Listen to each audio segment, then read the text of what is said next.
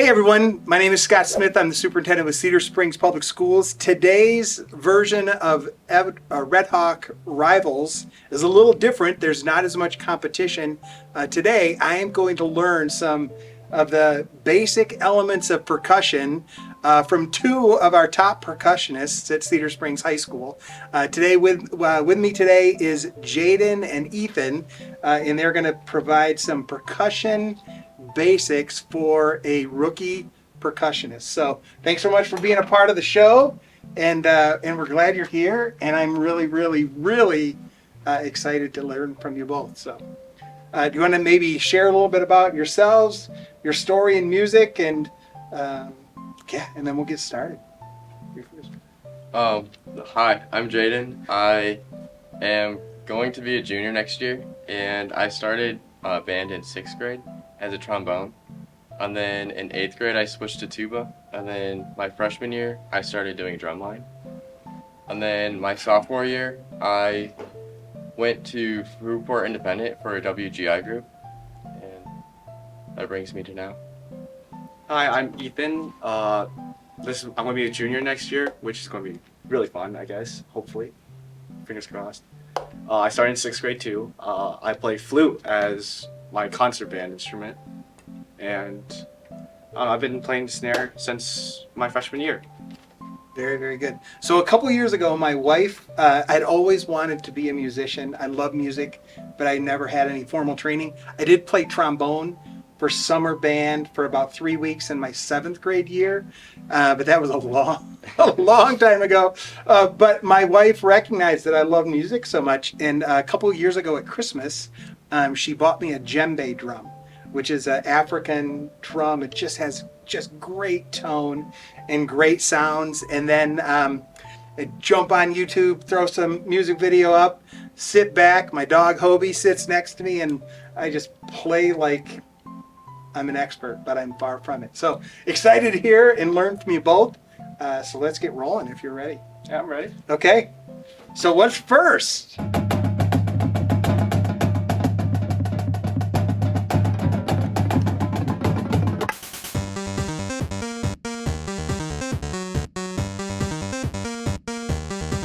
Okay. So for bass notes, you're gonna hold them like these, Okay. like this, and then you're gonna like pinch it like here, Okay.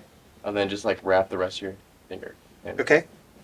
Does it matter where on the stick I hold? you want to be more towards the bottom like this. Okay. Okay. Special trick on like sticks like this where they have the USA, you can pinch Yes. right there. That's where you usually should hold. your Okay. stick. Yeah. All right. Yeah. Yeah, that's special for tenor drums and bass drum. Okay. But something different for snare is we do a thing called traditional grip. Yeah. Where we hold our stick not like this, but more like a, I don't know, claw-ish. Oh yeah. And it's back when like World War or Civil War, where the snare drummers had the snare tilt like this, and they couldn't like reach over like this, so they just made it easier for us. Yeah. So they just adjusted and made it more modern.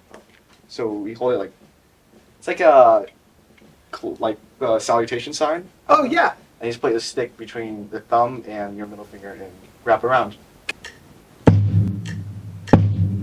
Da, da, da, da.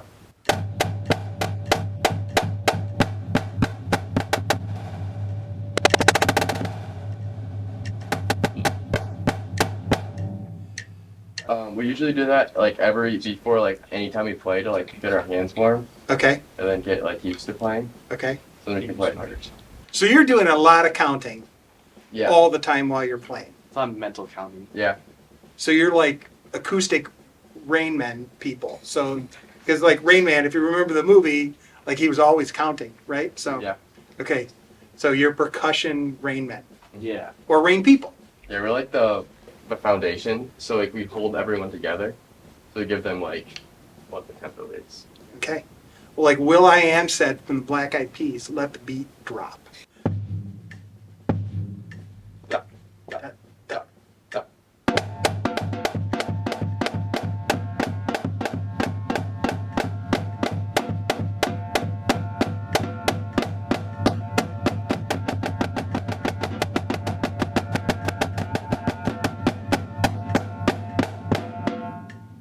Whoa! It's interesting how it sounded a little different when I was striking with my right hand compared to my left hand? Is that just because different striking at different So it locations depends. on the drum Yeah. head? So like if you do like the middle, Yeah. it'll sound more like that. And then Yeah. like Got get a it. more fuller sound, I guess. It depends on where you go. Got it. Yeah, because the strange thing is about tenors is that they don't recommend hitting the center of the drum because it sounds dead and thuddy. Yeah. To get like a high pitch, like ringy sound, they hit near the edge. Yeah. That's why you'll see like this area where that's Oh, where got it. they hit it. Okay. Got it. And that's how my cajon is, depending on where you strike it. Yeah. On the basses and snares, Yeah. you'll want to hit it like right in the middle to get the fullest sound. Because in the end, it makes. Oh, yeah. Something we play as like a group when we're just like bored and we're waiting for the other like winds to get ready is Yeah. Uptown Funk. Yeah. So it's just basically a continuous pattern of right lefts.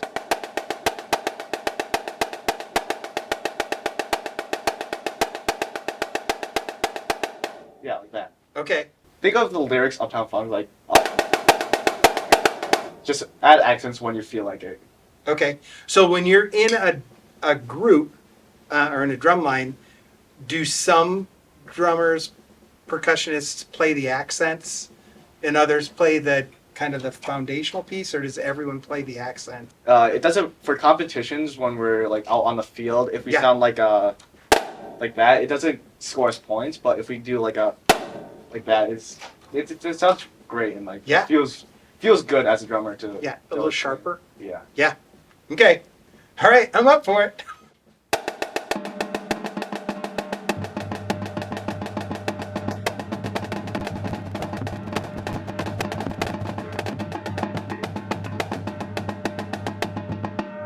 Great. I didn't know when we were going to stop. Oh. Yeah. Well, it's something we keep going like infinitely until like, someone tells us stop. Obviously, I got out of sync a couple times. Yeah. It just ad-libbed. I think that's called jazz, right? When the musician just kind of goes on their own.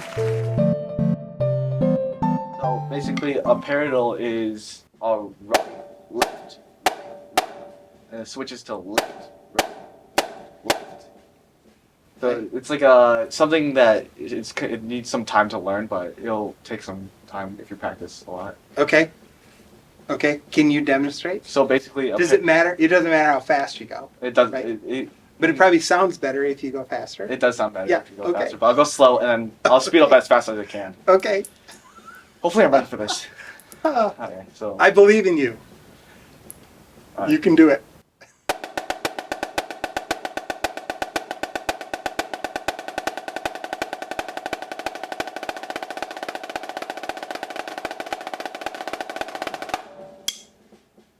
that's as fast as I can go. Wow. High five. Yeah. Do you do this like two sticks? We could do that. Okay. I think All we right. should do it. We should. Yeah, we should do this. Ay caramba. All right. So I go right, Yeah. left, right, Yeah, that's basically apparently, yeah. and then Left. left, right, left, Yeah. and then right, left, right, Yeah. and then left. Nope. It's all right. It's something that takes a while to learn. Oh my goodness. So it's really complex thinking and pattern recognition and that counting piece. So is math, I've heard that math is very important in music. Is that part of your success as percussionists? I mean, yeah, it could work. It's just when you're writing music, there's like note values that you need to use some math for to make it make sense in like a measure. Yeah. But like, that's the only part I think when math is using. I mean, yes, but I don't think like when you're drumming, you don't usually think about math a lot. It's Yeah. mostly just like counting and like getting the placing right on the Yeah. notes. Got the feeling. Yeah. Yeah. Okay. With basses, Thank you very when much. No problem. when you hit it, it's just like this, right? But then basses, you can like mute it to give it a like more like placement to the note. Yeah. So you just like put your hand here and then just hit it on the other side. Okay. You want to try? Yeah. Yeah. Okay. Got it. Feel it different? So it's not projecting the sound through the front of the instrument. Well, it still is like a little bit, Or but it dampens it's just like, it a little bit. yeah, Yeah. it's more of a dampener. Yeah. Yeah. So we do that sometimes during eights for like basses because we do like floating eights. So it's like 1, 2, 3, 4, 1 and 2, 3, 4. So like the rest of the line can really like zone in on like where the note placements is. So it goes 1, 2, 3, 4, 1 and 2, 1, 2, 3, 4.